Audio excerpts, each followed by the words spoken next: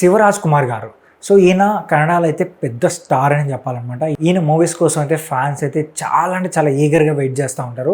And ఈయన అక్కడక్కడ మన తెలుగు సినిమాలో కూడా యాక్ట్ చేస్తూ ఉంటారు. అండ్ ఆయన సినిమాలు మన తెలుగులో కూడా డబ్ అవుతుంటాయి. బట్ స్ట్రైట్ తెలుగు సినిమా అయితే ఆయన చేయలేదన్నమాట.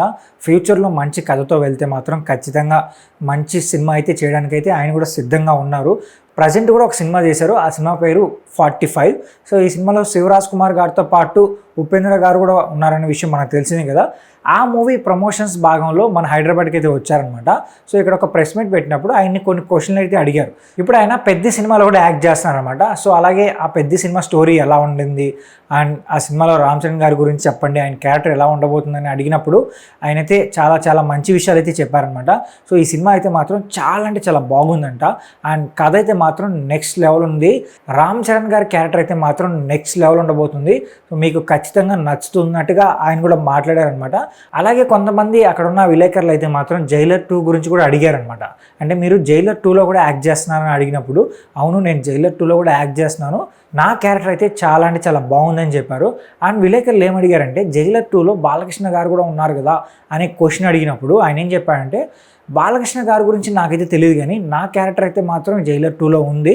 సో అదైతే చాలా పవర్ఫుల్గా ఉంటుందని చెప్పారు. బట్ చాలా వరకు రూమర్స్ ఏ వస్తున్నాయంటే బాలకృష్ణ గారు కూడా జైలర్ 2 సినిమాలో అయితే ఉండబోతున్నారని కూడా చాలామంది అయితే చెప్తున్నారు. అండ్ దానికి సంబంధించిన స్క్రిప్ట్ వర్క్ కూడా జరుగుతుందంట. ప్రజెంట్ అయితే రజనీకాంత్ గారు కూలీ సినిమాలో అయితే బిజీగా ఉన్నారు. ఆ సినిమాని ఆగస్టు 14వ తేదీన అయితే రిలీజ్ చేయబోతున్నారు కదా. సో ఆ సినిమా రిలీజ్ అయిన తర్వాత జైలర్ 2 సంబంధించిన షూటింగ్లకు అయితే ఆయన జాయిన్ అవుతారనమాట. సో జైలర్ 2 సినిమాతో ఎట్టి పరిస్థితుల్లో 1000 కోట్లు కొట్టాలని చెప్పి కోలీవుడ్ అయితే భావిస్తుంది. నాకేమనిపిస్తుంది అంటే కొంచెం కథ బాగుండి పాజిటివ్ టాక్ వస్తే మాత్రం ఖచ్చితంగా కూలీ సినిమాతో అయితేనే వాళ్ళు 1000 కోట్లు కొట్టే ఛాన్స్ అయితే ఉంది. ఎందుకంటే కూలీ సినిమాలో మంచి కాస్టింగ్ ఉంది కాబట్టి. సో అన్ని ఇండస్ట్రీ నుంచి మంచి సూపర్ స్టార్స్ని అయితే తీసుకున్నారు. అండ్ జైలర్ 2లో కూడా సేమ్ ఇదే ప్రాసెస్ అయితే ఉంది కాబట్టి, అంటే వేరే ఇండస్ట్రీ నుంచి యాక్టర్స్ కూడా తీసుకున్నారు కాబట్టి సో జైలర్ 2 కూడా మంచి హైప్ అయితే ఉంది. బట్ చూద్దాం మరి కోలీవుడ్ నుంచి ఏ సినిమా 1000 కోట్లు కొడుతుంది అనేది.